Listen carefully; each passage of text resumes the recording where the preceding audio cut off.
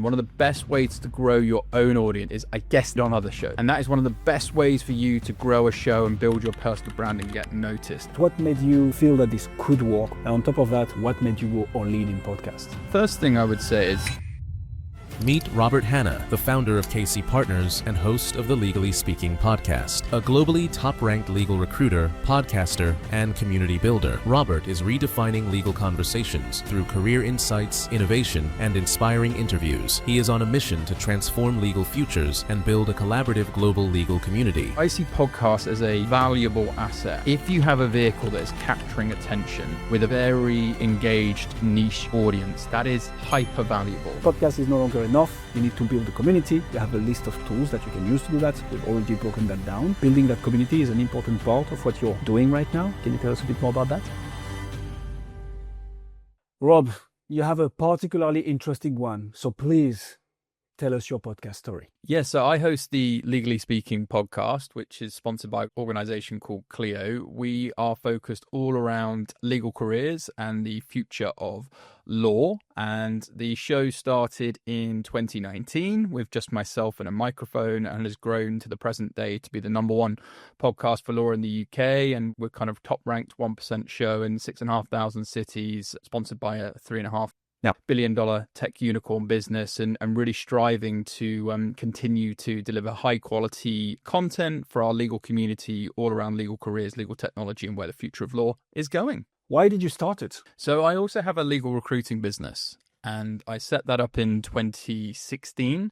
And I realized very early on I needed to do different marketing, go-to-market, business development strategies where more traditional focused recruitment agencies were still doing the generic outreach and marketing tactics. And I cottoned onto podcasting quite early because back in sort of early, 2016, 17, 18, 19, podcasting was still quite new. And so I realized around that time, if I could curate a vehicle that would allow me to go to market, as it were. My clients were principally big law firms. So if you're in the UK, you'll know that the sort of magic law, US law firms that have penetrated the London market over the last 15, 20 years or so. I wanted to lead with value to start disrupting the market rather than reaching out to law firms and saying, hey, can I get some business off you? Nobody cared that I set up a legal recruitment business. Actually, no one cares other than me and my passion and my belief in what I'm going to do. I need to get people to care and I need to build relationships. And so I thought a new and exciting way to do that would be through launching a podcast. So I did that and it was hugely successful because rather than, as I say, leading, I believe in any relationship, try and lead with value. Rather than saying, hey, can I recruit for you? I'd reach out to very senior representatives and say, hey, I'd love to invite you to, and this is back early days where in person, and we're on Riverside FM right now, on virtual, we can go around the world interviewing people. But this is when we were doing a lot of in person. And so we'd invite people to our office. We would make them cups of tea. We would roll out the snacks. We would take them to a studio type environment and really kind of shine a light on them and do a sort of, 20-minute to half an hour interview. And the kicker was we would then repurpose that content for them because traditionally law firms and the way that they've gone about outdated article writing, not necessarily SEO compliant blog posts, etc., we would create all of this content for them in terms of short form video, long form, good quality SEO articles, so they could get a whole suite of content they could pass on to their marketing team that would enhance their personal brand, the firm's brand, help them with talent attraction, retention, and we'd build up a really good quality relationship. And actually off the back of that, they would say, actually, hey, Rob, we realized also that we didn't know you had a legal recruiting business because I was just leading purely with value. I'm the first person they're going to call and we're going to disrupt and get market share that way through actually starting a relationship, giving them something of really good quality, making them feel part of a community, doing something different, exciting and new. And that's how it happened. Before then, it kind of really took off and became its own legal media brand. We trademarked things, got sponsors, been around the world on trade shows, etc., But that's kind of why it started. There is so much gold to unpack in here, Rob. So let's go step by step. Okay. First of all, it was an element of risk, right? Still today in recruiting, actually it's funny because our first client was a recruiter as well. But it's still widely underutilized, podcast in recruiting. And 2016, 17, couldn't even imagine it. I wasn't in podcast then. What is a podcast was a lot of the questions I was asking and getting answered, sorry. Yeah. To say it simply, it was an hell of a risk, right? It's a bet, but it's a risk as well. And not only did you take that bet, you went all in person, cookies, little cup of tea. What gave you the feeling that this could work? I think there is no such thing as certainty when you're in business, but what made you feel that this could work because it was different? And on top of that, what made you go all in podcasts? The first thing I would say is belief of people around you. So when I had, when you hire people, you don't hire people to tell you what to do. You hire people because they bring you ideas, they bring you suggestions. And there was a lady called Hanna, who's now gone on to be a successful lawyer, tapped me on the shoulder, and she was just straight out of university and said, I'm listening to podcasts. I like them. I think we should do one. As a leader, you're responsible for either acting on information, getting more details on that information, and then kind of making a decision. And I thought it was a good bet for a couple of reasons. One, because my job day in, day out is to interview people. And I've been doing that for over the last 15 years or so, prior to even setting up my legal recruiting businesses and other ventures before. How hard can it be to invite people to interview in person with just a microphone as opposed to a telephone? Right, I can play to my strengths. I know how to have a conversation. I know how to ask good quality open questions. I know how to unpack information in a very good way that's consultative. I can do that in a way that's kind of hopefully more conversational. So taking that consultative into conversational that then could connect with a new and exciting audience. And then I also did my own research and saw the upward trajectory. I saw no one else was doing it. I saw huge blue ocean opportunity to go where the puck is going rather than where the puck is currently, as we know the famous Wayne Gretzky quote. And obviously, if you don't risk anything, you risk everything, right? And so we took that approach to lean heavily into it. And we started small, right? It wasn't the full production it is today. So, at the time, we would just put as much resource as we could behind it. We didn't actually have, necessarily the best kits, the best lighting, but we just started, start scrappy, but get better as you go along and along and along and along. So that's why we saw it as a good blue ocean opportunity. We thought it'd be a good value add. We thought it'd be a good way to get out there and do something different. And then as we were continually researching and looking at things, we could see this kind of hockey stick trajectory. And, once we started getting brands of legal terms and various others reaching out to us, we knew we'd hit the right sort of direction of travel. Another thing that you mentioned was what was in for the guest, right? Because I guess talking to partners at law firms or head of recruitment or whoever you're dealing with your business is not an easy task, especially partners. So how did you come up with the strategy of what's in it for the guest? Because not only podcasts were underutilized, creating some content assets, optimizing for SEO, basically creating a platform where those lawyers and your clients would benefit from coming on is a huge asset, right? Because if you have the platform that allows your clients to shine, they will want to be in touch with you, which is, I guess, the whole point. But again, how did you come up with the content strategy and the thoughts of hey, I need to go the extra mile for the guests. Not only are they going to come on the show, I'm going to showcase them as a thought leaders, but I'm also going to do XYZ for them. What was the strategy behind that? And it's important because the types of lawyers we're dealing with potentially charge up to anything, $1,000, £1,500 an hour. If a partner's going to give us an hour and a half of their time, we need to ensure absolutely WIFTF, what's in it for them, or in it for me, rather, if it's that individual. And so the way we looked at it is we're very strategic in terms of our outreach and the way we research guests. So rather than just being sort of willy-nilly, we would actually look at partners who might be kind of speaking at conferences, dabbling with a little LinkedIn posting, sort of doing little things which sounded and looked like they were quite curious and they were quite open to building a personal brand. This is way before people were talking about personal brands and everything else. So we would reach out to people and say, hey, we've seen you spoken at this conference. We've seen you've written this article. We've seen you've done this. We haven't actually seen you featured on any podcasts, and that's through no fault of your own. It's just that they don't exist. We're the UK's first legal recruiting business to actually launch this platform that offers X, Y, and Z. And actually, what we would all do is, as you've just said, we'll put it in a newsletter which goes out to X number of subscribers. We'll put it in this form of short form video. We'll produce clips, and that amounts to X thousand worth of value. This is all before AI really came in, AI tools, which obviously really kind of cut that cost base. You're getting at least a 10x on that £1,000 an hour chargeable that they would be charging out to a client that could be continuously used, repurposed and repackaged. So that's the way we kind of positioned it to them, in the sense of, you're doing all this great stuff, this is now a value add. So we'd show that we know the individual, because I think one of the worst things you can do to try and reach out to someone, get someone as a guest, is just cold them and say, hey, we do this, would you like to come on this is what we've done, because it's got to be specific to them. Specific is terrific. So we saw where they're speaking, we saw where their subset niches, we saw the markets. If they're a corporate lawyer doing big ticket M&A, for example, we want to be talking about those sort of things when we're reaching out to them, and actually how we could potentially get them in touch with decision makers of those blue chips or Fortune 500 type companies who are listening to our show, so they could potentially connect the dots to get a relationship or to get some business or to attract people, whatever it might be. So what I love about this story, Rob, and as we are discovering it, you also told me previously that you had a certain strategy especially for the first few guests, right? So it was really deliberate. Yes. Can you tell us a bit more about that? Yeah, we live in the age of data, right? And data is the new gold. And so again, before we did the reach out to the partners we need, we understood early that community was important and data was important. So I had a relationship. And before the podcasting, by the way, we were doing events, we were doing other things, right? So this wasn't it was just a new medium. So we'd always been a kind of entrepreneurial, innovative. And that's why I always say boutique is beautiful. We were a boutique firm that we could move quickly, we could pivot, we could connect, we could collaborate, because collaboration is domination. And so what I did is I reached out to my friends at the time of the London Young Lawyers Group, which is the largest legal society of junior lawyers from sort of just qualified up to very senior, 7 years qualified. And I invited them to be guests on the first episode. I did that, because they're a fantastic society and they put on great events. And it's, again, linked to what I call our TOI, our topic of influence. And when I'm teaching people podcast strategy, it's so important to have one. Ours is all around legal careers.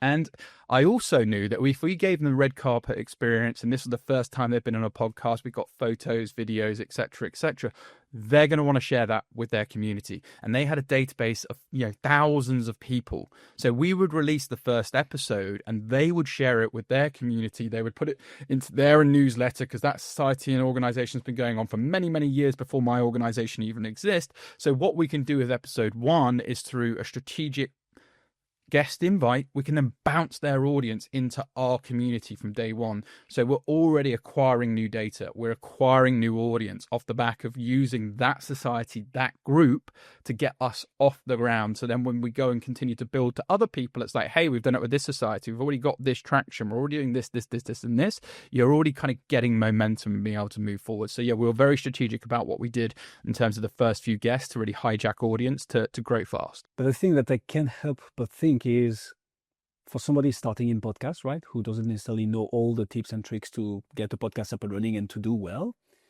how do you convince that first guest? Because going a bit more into the nitty-gritty of this, I see how people want to come on podcast now. We see it with all the podcasts that we support, and it's a nice ego stroke. And if the podcast is well positioned, this is also a huge opportunity for thought leadership. But we are talking about established podcasts here, at least with a history. When you have nothing, how do you make sure that you still invite a top guest so that you get the podcast up to speed quickly? You have to sell your personal brand. I think that's the strength of it as a host. So even before I started, I was, one of the top recruiters in the city of London, one of the fastest, to reach directorship, one of the most sought after to have done some of the deals that I did. So some of the networks and access to people I have just through my personal brand. So I think if you're starting from nothing, typically if you've already, and I'm saying if you're an experienced professional, it's slightly different if you're a student. We can talk about that if you're just starting out at aspiring level. But if you're an experienced professional, you probably have a brand and network already, or have done big ticket stuff that's had some form of recognition. You've been cited in an article, you've featured on a stage, you've done something. So I would think about, actually, how could you sell your personal brand? But again, that's just selling cold. You have to research the guest. With AI now, you can research the guest to pretty much know what they've done since they started their career. And so the more specific and tailored you can be to that guest and understanding what they're doing and what they're working on and what's important to them, the more tailored you can be. Because if you've spoken at a certain event and they are focused on that, you could be like, hey, and send them the link. And actually, we actually got access to the list of guests from there. Have a look at that. If there's anyone you'd like me to connect you to, off the back of recording with us, I'm happy to do it on the back end or whatever. So there's all these like little things you can do. But I would say if you're starting with nothing from a show perspective, you've got to sell maybe your personal brand and what you've achieved in the industry and the access to networks and the access to the opportunity that's going to give them and why that's going to be valuable for them. You're really good at this. So the thing that I do at the end of all the interviews recording is I ask for referrals to the guests. Right? It's like, hey, who else do you know would be as good as a guest for Podcast Gurus?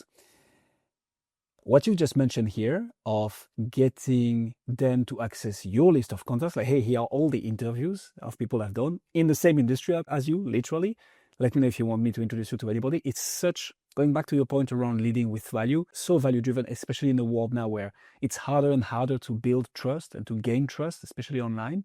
So when you do that, it's not scalable, but it compounds. And I love that. I use the analogy of working warm, right? Who do you know who you can introduce someone to that they may not know, right? And so off the back of that, like you say, you compounds, it builds momentum, and you get trust, reputation, all that good stuff. How do you choose a topic of influence? So for me, remember my anchor company is legal recruiting, right? So let's move away from the legal world and me. Let's use an example so maybe listeners can get used to it. Let's say we want to start a podcast about mental health. Right? Very important right now, etc., etc. Your topic of influence, typically, you're going to want to talk about, maybe it might be anxiety, it might be, it might be stress, it might be burnout, it might be whatever it is. So when you're thinking of a topic of influence and you're starting this mental health podcast, you want to go to Google or ChatGPT now, or Keyword Planner, or answerthepublic.com, all of these platforms where you can get access to Google index data. Again, data's the gold. And type in questions, or you're going to be asking your guests, and actually see what comes up and see what the words are. And then when you see those recurring words from those questions that you want to know where your focus is, that typically is your topic of influence. So that's what you want to lean into, because so many podcasts start and fail because they haven't done that strategy or that pre-leg work. So again, when we first started, going back to the legal podcast now, the London Young Lawyers Group, 0 to 7 years qualified, was the exact audience that I wanted to be recruiting for. So when we're talking about that society and that conversation, we're talking about careers tips, we're talking about events, we're talking about things that are going to help people get from A to B to C through Z, all of that stuff. When you start, you've got to be really focused. Yes, if we broaden out, we brought people from Netflix like Carol Baskin when that was the most watched show on the planet, Tiger King at the time. But again, we still linked it to legal in terms of actually big cat laws that she's trying to change and how that might be quite interesting. People who might be interested in moving into that area of law, you can kind of branch out a bit. But when you first start, really get focused on that topic of influence and lean into it, because you want to be talking to somebody. I always look at, a lot of people always say to me, look, downloads are so important.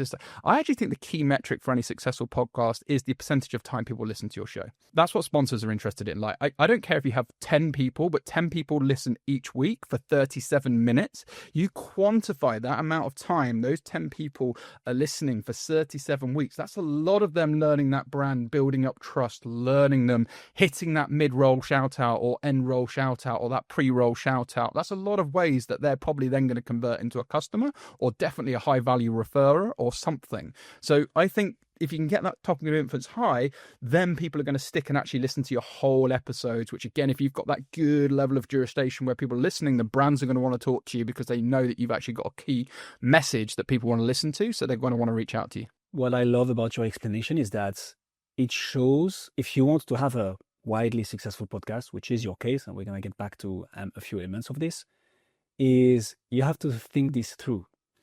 It's not just grabbing a mic and recording. It's good to get started, actually, if you need that first, punch of activity to be like, oh, actually, this does something, and now I'm in movement, so I'm going to incrementally improve.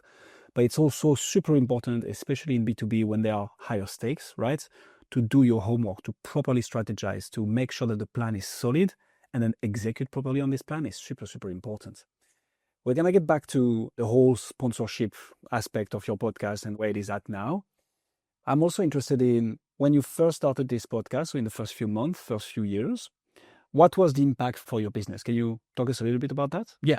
And everyone talks about ROI, right? And of course, our ROI is important, but COI, in my opinion, is so much more important, which is cost of inaction. If we hadn't have taken action where we are now, some other agency, some other brand would be sitting as number one legal show. Someone else would be doing all of this big ticket work with all of these amazing brands and having all of these global managing partners, some of the most successful law firms.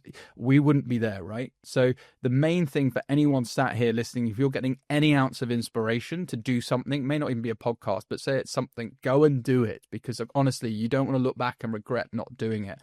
In terms of actual, tangibles, it delivered candidates for us, right? So it delivered more candidates than clients, which is good because in the legal recruiting space, it's a candidate short market, i.e. good quality candidates aren't applying to jobs. You need to headhunt, you need to get the passive candidates, you need to attract them.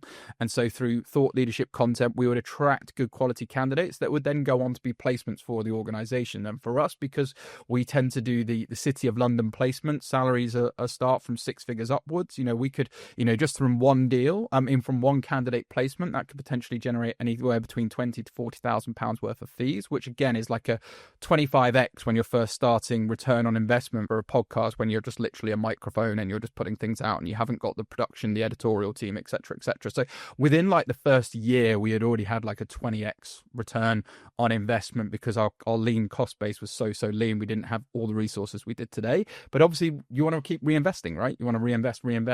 So we're continuously getting candidates, we're building clients, and then as you grow over the years, you start attracting brand, you start looking at like a full-time editorial team, production team, outsourcing for social media, or bringing out social media in-house, all of these things.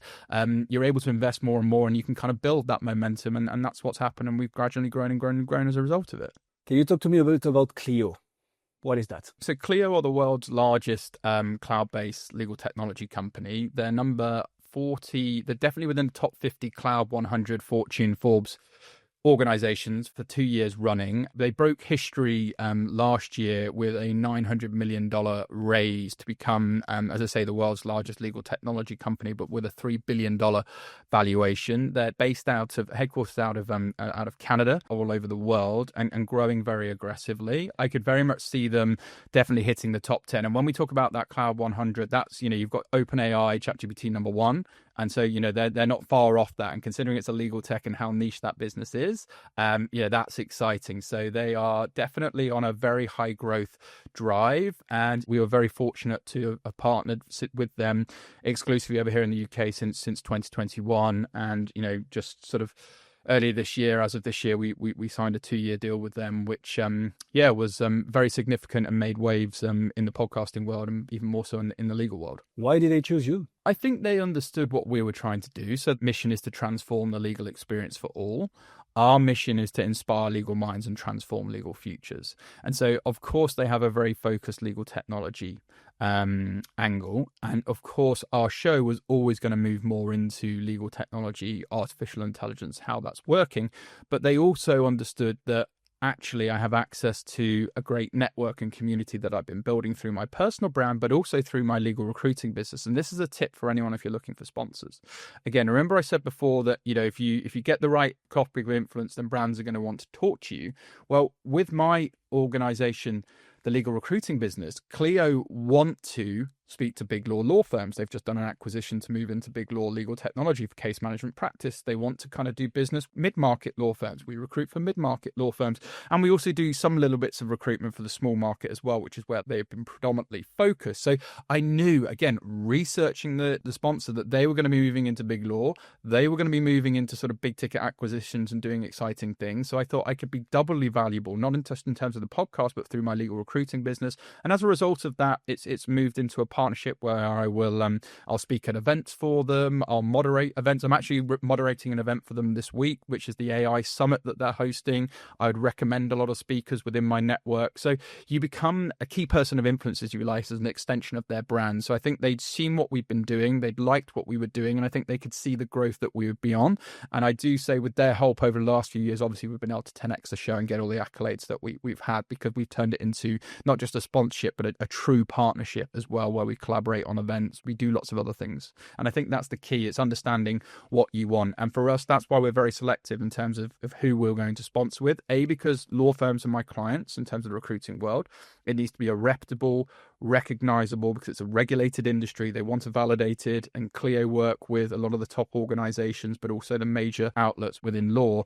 And you want to ensure that the brand has similar values to you and has a similar belief, and we have matched energy and we have exciting things. Actually, in October, I'm going out to Boston for their cloud conference, which will have over 3,500 attendees. We'll put on a mini-sode series for them called CleoCon Clips, and we'll drip all of that content out. So yeah, you've got to find sponsors that are interested in your main audience, and my main audience was law firms, and so they're selling their legal technology to law firms. It just made a lot of sense. The values were the same, the energy was the same, and we all just got on, and as a result of that, it's been a wonderful relationship. Again, there is so much to unpack in here, so thanks a lot for this, Rob. This is awesome, making my job harder, but I love it.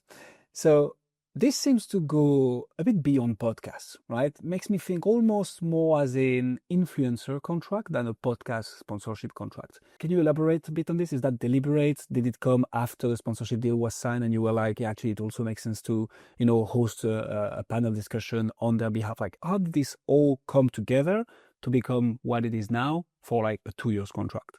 Well, remember, we're always looking at where the puck is going. Like, starting a podcast now, even with the tools that I told you early on, isn't enough, right? It's not enough. There's too much saturation in there. Anyone can start a YouTube channel. Anyone can go and hire a studio now for like $30. Like, there's no excitement about a new show now. It's about building a community. The podcast was a tool. You could have a webinar series. You could have anything. And I've always treated the podcast as a content vehicle tool that we can axeer off. I teach a lot about this. So I knew, again, that we would start with interviews, start it as a feeder for my legal recruitment business, but we'll turn it into a broader community tool. And that way, it become recognized as a bigger brand, more of an asset value around the tool, because that we make no mistake, we're building asset value here. We've got things trademarked. We're gearing up for, if we have the right conversation with the right brand, we will absolutely move with that, because we still think legal media and the things that we're doing is new and exciting and of value. I saw very early on, if we partnered with the right organization, remember Clio mission, transform legal experience for all, that covers a lot of different dimensions. So if we start moving into events, we start hosting things for them, we start doing panel discussions, we start doing Q&As, we start building an offline community, we're suddenly being very, very valuable. Because don't get me wrong, when these organizations start doing these billion-dollar valuations, don't think other podcasts aren't knocking on their door day and night. So we can't rest on our laurels and stand still and just say, yeah, we're just knocking out all of these episodes. We're building community, we're doing events, we're doing all these different things. So our audience, our data, the new gold, is continually growing. Okay. And that's what's important, but we're keeping it entertaining. We're keeping it fun. We're keeping it interesting. And we're working day and hard to make sure we get the absolute best guests in the world. Like I say, we've had guests on our show that we don't think would give time to other shows. And that's because we've worked over the last day and night, 5-6 years building this thing. So they know it's an immediate yes. And they've heard of the guests before. And so we can land them. And through that reputation, trust that you've built up, that's what makes it exciting. So yeah, we're using this as a vehicle, building asset value connected to that vehicle and going off from all of these different strands. And I think you need to do that now if you're a podcaster and you want to attract brands and do something that's got a long tail. If you just want to do a fun podcast, fine, or you just want to do something casually, but I don't think that will get you anywhere in terms of big business. So podcasts, events, webinars, minisodes, live, in-person, virtual meet and greets, flying to Boston, AI summits, and so on. This sounds like a lot to chew, right? If a CMO of a B2B business right now is listening to us, or the head of a recruiting firm, they're like, yeah, sure, but clearly we cannot just test with that many things on our to-do list, right? We need to start with one thing. Whilst I agree, just a podcast on its own is not enough anymore. I do agree with that. It's still a blue ocean, right? For people listening to us, you have to remember that there are 4.3 million podcasts out there with 2.5 million inactive. 600 million blogs, but more people search for podcasts than for blogs since June 2023. So it's still a blue ocean, but more and more people are getting into the space, as you very accurately said, Rob. So starting, what do you recommend for it to be sustainable, reasonable, but also to aim for that, big business? All of this stuff, you're speaking to me year one, none of this stuff, you just start, right? You start building things onto it. I think if you're just starting, I would think about doing the internal work. If you're that head of recruitment, you're that head of CMO, what do you want to get out of this? Don't just start a podcast because somebody else has started a podcast. You've seen a competitor started it. What are you trying to achieve? Are you trying to achieve top of funnel brand awareness and you're happy with that and actually you'll treat it as a lost leader for a year? Are you actually trying to get actual clients and lead flow? Are you going to be looking at sort of dropping up some, putting out some lead magnets? Are you looking to actually monetize it? Maybe you've got clients that would sponsor you so you can get some active revenue coming in. Are you looking at in terms of a way to shine light on thought leadership and bring out the best in your people, invite people within your organization and raise their personal brands as a way of getting out to marketplace to help them with recruitment, getting touted in terms of more events or for winning businesses? So start with your why, right? Why do you want to do this? Why is this going to be valuable for you? And then start with actually what's the percentage of time we can dedicate to this? And what does a good outcome look like? And what does a great outcome look like? And then actually write down like what skills and experiences do you have in-house? And what skills and experiences don't you have in-house? And what skills and experiences would you be prepared to pay for to get you that result linked to the why? And which ones would you not? And I think if you start doing all of that internal work, you'll sort of start mapping out what becomes important and what doesn't become important to you. And then go and research and actually go and look at the shows that you like. What are 5 things you like about them? What are 5 things you don't like about them? What are those 5 things that we can make different, would give us potential point of difference that might be valuable to the audience that we're trying to do? So again, I think there's no excuse for laziness in the world of AI, because the amount of research and AI agents you can set off to go and research things and do things super quickly, like you could set out a really good, exciting podcast quite easily, and then stick to platforms, right? I think you've definitely got to go video. So you've got to lean into YouTube. I'd really think about solid YouTube strategy, Spotify as well, Spotify video, all of that good stuff. But yeah, I would start doing that internal work and really kind of look at it and then think about, do you want it to be guest shows? Do you not want it to be guest shows? Do you want to have interviews? Do you not want to have interviews? How long do you want it to be? What's the format of it going to be? All of this stuff you need to do. And then once you know what's important to you and what's going to work, you can kind of go to the next step in terms of actually go to market. What did you do to get that sponsor? If I can elaborate, you launch a B2B podcast to basically network and get in touch with the decision makers of your ideal clients. Yeah. Few years later, you sign one of the biggest sponsorship deals in the legal space. Whilst the benefits are clear, for you it's the exposure, authority, and money aspect of it. For them it's brand building, authority, everything that we just mentioned podcast can do for your brand. But how did you go from this is purely a networking B2B exercise with building an audience to signing such a deal? What needs to happen? Do you proactively seek out podcasts? Do you go at sponsors? Do you go at conferences to meet the big brands to be like, hey, I have this, it might be of interest? How do you make all this happen as a podcaster? The number one professional platform in the world. I was early on LinkedIn posting, right?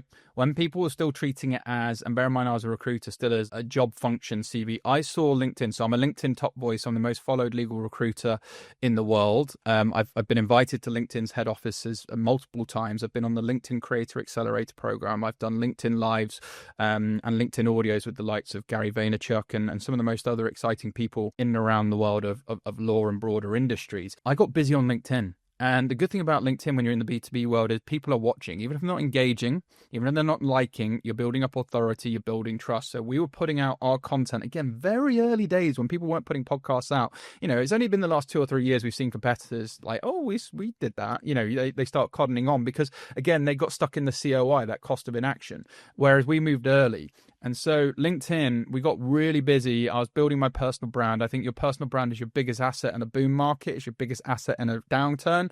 And it's also your biggest insurance policy because you can lose your job, you can lose your business, but you never lose your personal brand and your network as an extension of that. And if people see value in that and it's valuable to their audience that they're trying to invest in, it's going to work. So absolutely, I put it down to LinkedIn and getting busy on LinkedIn early when others weren't. I just, again, had a gut feeling that LinkedIn was going to change. And this was pre the Microsoft acquisition, pre them bringing in video, pre them doing things, but I could see a like button appearing. Like you just read the signals and you see where things are going. It's like now where, this social selling and, whatnot, all these platforms, they're going to continue to blow up more and more and more. We want to be maybe one of the first podcasts to actually be selling on Whatnot and doing exciting live shows and things like that. So we're still looking like where we can move to. And Web3, Metaverse, we've done social tokens before. So NFTs we did, so we're not just standing still. We're testing and pushing the boundaries every time. Because I think that's what you need to do if you really want to kind of go at pace and stand out. Don't you worry. I've also heard, like you guys listening to us, I want to exit the podcast. We're going to get back to this one because that's super interesting.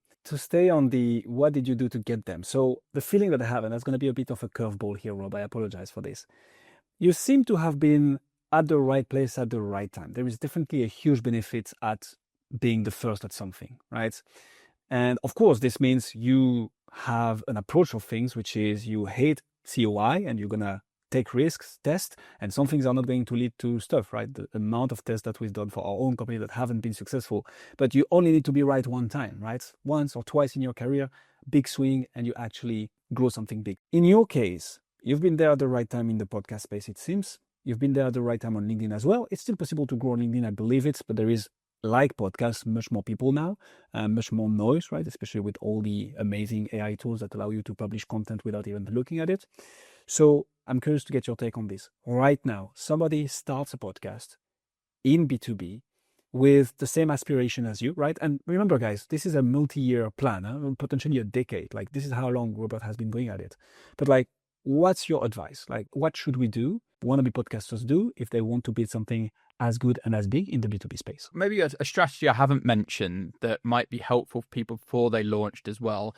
I always talk about collaboration as domination. One of the best ways to grow your own audience. You know how I used the example early days of me inviting the London Young Royals group and that data? What I did before that, the steps before that, is I guested on other shows, right?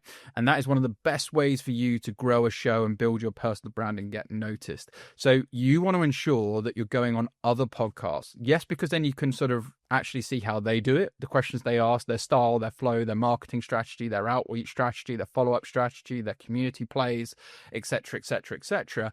But also, if you go on that show and deliver value, like, look, I have an absolutely very brutally honest reason why I'm on this show. I want audience, right? I'm going to give you a call to action at the end of this. Hopefully I've given you 40 minutes, an hour of value, something useful, and then I'm going to give you a call to action at the end to go and listen to my podcast or to go to something, because I want those people in my community. I want to grow my audience. So guest every time, I'm continuously, even though where we are, I'm going on at least 3 or 4 podcasts a month. I should be doing more because I want to be getting my knowledge out there. I want to be sharing my message, but it's the best way for me to grow the show. So if you're just starting, research the topic of influence. So the keywords into like Google or into Apple Podcasts or into Spotify, and search those shows, look at who they've had previously, and then don't just write to them and say, hey, I want to be a guest on your show. You'll never get a successful show, will never take you. Unless you're a celebrity or very well known and researched, you'll get a very 100% decline rate. What you should do is leave them 5 stars, write them a review, take a screenshot of that review, attach it in the email and say, I'm a huge fan. And then you need to tell them what you like about the show specifically. Then you need to tell them about the value you bring to their audience. And then you need to tell them the WIFTF, what's in it for them. The audience, you can, so a newsletter, you can share it to X thousand, because again, they want to grow their list. So if you do that staged approach of actually kind of reviewing the show, talking about the show, writing something valuable to them, the value you would give to the audience, and then the benefit to you being on the show in terms of the distribution or whatever that might be, or free books you're giving away to their audience, whatever, you're going to get a high success rate. So I'd say if you're starting a show, get busy going on other shows to get some call to actions, so you start growing your personal brand or your audience, or to a waiting list, whatever it might be for your show. You're going to stand a far better chance of actually having a successful launch. To kind of break down a couple of things that you've said here, Rob, is so focusing on value, again, going back to one of the first things that you mentioned, right? What's in it for them? And I like that you're using as well social proof, in the sense of like, hey, I've been on those other people's podcasts. Here's what I've said. Here is the audience that I've built. So this is also something you're going to benefit from. What I love to use to get big time guests, right, is also to use the kind of the ego stroke and look at what other people like you are doing right now. If you can name a few big names, or at least names that your potential guests will recognize, this is gold. And like, I've been interviewing this guy and this lady from those companies before you. Would love to have your take on this. This works really, really well. And it all comes down to social proof at the end of the day. One thing that you mentioned a bit earlier that I want us to spend a little bit of time on is the community aspect of all this. So podcast is no longer enough. You need to build a community. You have a list of tools that you can use to do that. We've already broken that down. But for you, Rob, I believe building that community is an important part of what you're doing right now. Can you tell us a bit more about that? So I have an overarching why, right? I think, why should you do anything? If you don't have passion about what you do, you'll probably stop. Or if it gets hard, you'll just stop it, right? So the whole reason I do what I do is my grandfather ran a very successful law firm in the United Kingdom in the 1950s. So that's, and he built a fantastic offline legacy and had the sort of quote, live respected, die regretted. And absolutely, for some of his friends that are still alive, which aren't very many, unfortunately, that was absolutely true and testament to him. And the legacy he left, people would write to him with Christmas cards 5, 10, 15 years after he retired, thanking him for the work that he'd done. The generations beneath him's clients thanking him for the positive impact of having his work, etc., etc. So there's a real legacy attachment to that. And so that inspired me. Right. I thought, what if I could go into the worlds of entrepreneurialism in terms of setting up a legal recruiting business, then obviously using this tool and seeing social media and being able to grow something that I could create my own legacy, but I could amplify that because unfortunately with my late grandfather, it was in a non-digital world. All of that stuff is gone, unfortunately. It's only the odd memory from the odd person that I can kind of collect things. Whereas now I can potentially continue that family legacy in law, but through digital to kind of continue to be known for Rob did good. He tried to help people. He tried to uplift people. He made people feel seen, heard, and value, and did that through all these community initiatives. So for me, I have a really strong why, and that gives me a really high level of a self-accountability for when things go wrong. Whether I did something right or wrong, it's always my fault. And when you can get into that mindset of it's always your fault and you don't point the finger, life is so much easier. Not easier in terms of getting through those moments, but getting easier in terms of, okay, I just need to own this. Like, there's no point me dwelling on it and pointing the finger at all these other people. It's wasted energy because I need to take the action now to move this forward. And so when those tough days or those bad beats happen, and by the way, we still haven't landed certain things within the podcast or certain things we're trying to aspire to do to go to new levels. We're still failing all the time, but we're still pushing. And I have that overarching why. So I think for you, if you're not necessarily a big corporate and you're just doing this as a podcast, obviously as a strategy, but if you're doing this as maybe as a small entrepreneurial business, trying to get out there, have a good why. Because I think that connects with your audience. Like, people are, oh, Rob, I just wanted to say before we go on the mic, love what you're doing and I love how you're emulating your grandfather. It also builds connection. We talk a lot about no longer B2B, B2C, it's H to H, human to human connection. You connect with your audience, your story tell with your audience, facts tell, but actually your stories really sell and connect. Like, all of that really works. So I think I have a really strong overarching why and that passion. And as a result of that, I think that's really been helpful around building community. Rob, I have another curveball for you. And that's something we actually didn't discuss, but I'm really interested into getting your take on this. This is a question I get asked a lot by B2B business owners or entrepreneurs who want to start a podcast. They are seeking the direct ROI, right? Potentially through sponsorships or ads, whilst in our opinion, the best ROI comes first from getting deals out of your podcast from the audience or for the guest. In your case, you've done both. You started as a B2B podcast that would allow you to get in touch with your ideal clients. Not going to get back to this. And then it kind of shifted to its own business, right? It's like this massive, biggest sponsorship deal in the legal space with potentially, and we're going to get back to this, an exit at the end. How do you navigate the benefits from your podcast to your business and building the business of the podcasts on its own? I don't know if that's very clear, but how do you balance both, if it's the case at all, or have you completely shifted and no, my business is something on its own now. The podcast is what we want to build in the sense of this is what we're going to make blossom and focus all the attention through the call to actions, through the funnel, through everything, right? To the podcast itself, not towards my business. How do you manage that? Time is our greatest commodity, right? So if you're not, and that's what I always say to people, I started my podcast at a time where I could dedicate the time, right? So my legal recruiting business is nearly 10 years old. The point is, I have now got systems and processes and structure, even more so with AI in the legal recruiting business, that it's sort of 20% of my time, but 80% of my revenue still, whereas we can build this. I can now be strategizing, I can be thinking, I can be curating, because things are changing, right? Particularly if you're getting into, when you're getting into advanced podcasts, you need to be knowing about pattern interrupts. You need to be looking about trending, all these things that are trending. You need to look at, hashtags on YouTubes, and you need to be looking at sort of all of these little things that are going to give you little 1%ers, and those 1%ers compound. And as a result of that, you need time. And then I need to be making sure I'm getting the right editors in that give you good quality, that can pick out the best magic moments so you can then release them. You're making sure you're getting the good script from the script writers to ensure that they're researching to ask the right questions, to hit the right pain points, to deliver on the topic of influence. So time, that's the number one thing. I've been able to afford myself through getting my business to that now, where I can just really be spending the amount of time that I need on the podcast to build this into, like you say, a valuable asset, is really going to have a strong level of community, a strong reputation, particularly in legal, because people want to be part of something they trust. And as you said, we've had some of the largest global managing partners, some of the top multi-billion-dollar law firms come on the show, and we've got more in the pipeline. Once you start having those, people start paying attention. One of the topics that we wanted to discuss, Rob, was the naming of the show, especially in the legal space, which I guess is heavily legally regulated.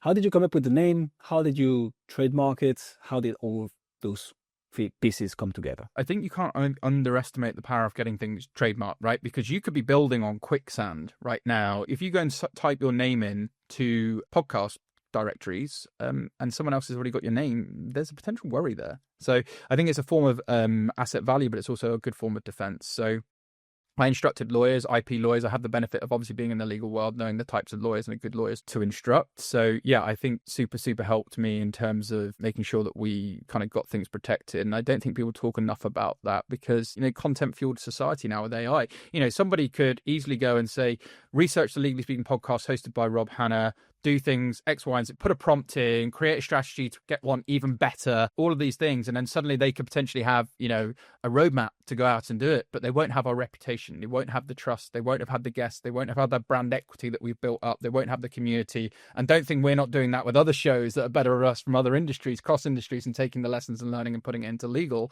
And that's another tip, by the way. You should not just be looking at shows in and around your industry. Take inspiration from other shows and bring that into actually how that can be valuable for your audience. I think I only answered half the part of your question. That was another part to the question. I answered the trademark piece. What was the other? So that's how do you come up with the name, and then how do you secure it and why? So we did, again, this was back early days. We were going through Spotify. We were looking at things. I wanted something that would be rolling off the tongue. And, we were just ideating. We had a meeting, 3 or 4 of us. The person that actually I went on as a guest to their show in a separate industry before. And by the way, just as a strategy for that, I went on a recruiting podcast because I recruit for lawyers. So the topic of influence, when I went on that show that was more established, I did the CTA, and then we launched our podcast a week after. It was a very relevant podcast play position to go in. Yeah, we did the research. We looked, and there was no Legally Speaking out there, and we just liked the name Legally Speaking. And that's the other thing. The format of our show is we don't talk about the precedents of law. We don't talk about, the real kind of day of like reviewing a contract clauses. We could talk about the person, the human, their career journey, their challenges, their lessons, their learns. A, because I think that's more exciting and interesting, and B, because it's linked to the topic of influence, and C, everyone can just go and learn the law from a textbook. They want to actually come to us for that inspiration, that entertainment, that education, and feel like they've actually come away listening to something that's really motivated them. Here you go, guys. You know what to do if you want to secure your name and find a good name for the podcast, actually. One last thing we need to touch upon, Rob. Exits with podcasts. What do you even mean with that? I see podcasts as a asset, right? And as a valuable asset. And I read an article, and I'll butcher this, I think it was a Forbes article now, where people with, the creator economy and the attention economy that we're in, if you have a vehicle that is capturing attention with a very engaged niche audience, that is hyper valuable, because there's so many brands, and particularly tech brands, and particularly with any organization that are launching now, they want to try and get as close as possible to that audience, and they know through a podcast or another vehicle that that's probably quite a strategic way to do it. So we've been very intentional in terms of building up our asset value for all of the things that we've been doing and building around it. So then if brands or organizations want to come and talk to us, or indeed legal recruiting businesses, competitors, we're open to that. Again, whatever it might be, we've got something where we can give them a ready-made, warm community where there's trust, there's reputation,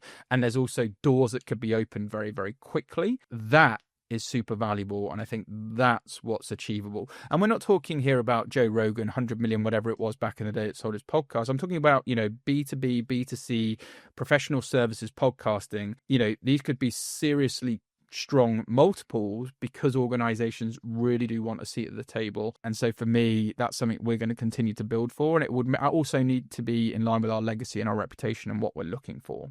So we're not looking, just to sell for the sake of selling, because, we get approached by like burgers, can you promote burgers on our sponsors? Or if it doesn't align with the values, no, doesn't link to the legacy. I want to do something that's so, we're proud of the sponsors and the organizations that we partner with.